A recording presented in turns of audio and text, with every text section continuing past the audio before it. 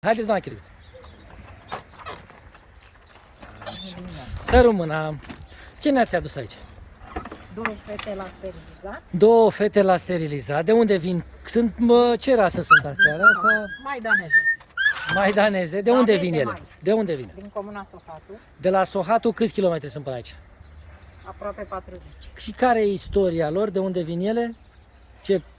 Ce istoric au? Aparțin unei familii cu venituri reduse. Cu venituri reduse. Amărâta mama a venit acum câțiva ani, a tot făcut Deci pui. aparțin unor oameni sărmani și dumneavoastră îi ajutați nu-și pot permite să drumul până castrați. aici. Și pe ce mai avem acolo? O pisică pe care am luat-o, O cățeală cățelușă. pe care am luat-o de la salului. Și o pisicuță O pisică cu probleme. și o pisică cu probleme la urechi. Am înțeles. Și trebuie să-i ajutăm. Haideți să-i băgăm înăuntru.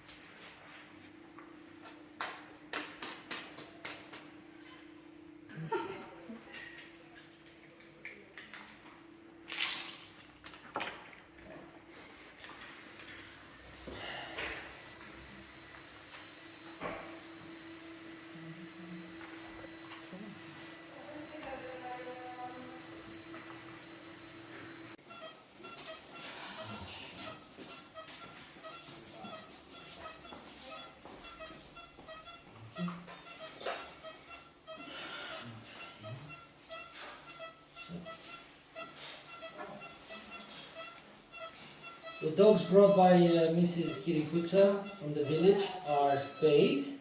They will recover with us very nicely, very comfy, and then they will return in the village with a new life, right? And they will never give birth to unwanted pups because shelters are full.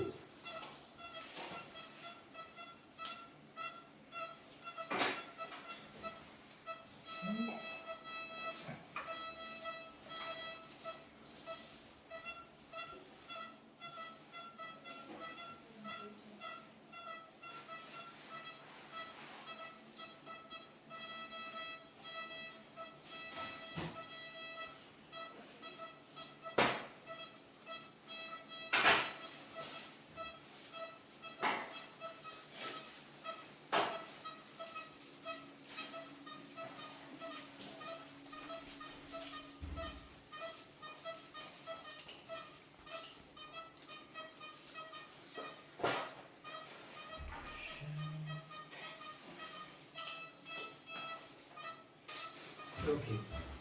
La chilcuță să-i punem pe ăștia. Să nu cadă. Ok. Hai să vă ajut. Hai. Ușor, ușor, ușurel. Ușurel. Hai.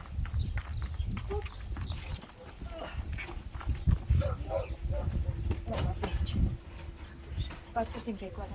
Opa, ia vedeți.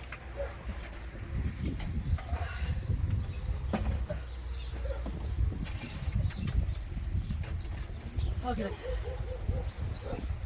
Aveți grijă, da? Bun. Sănătate, sănătate.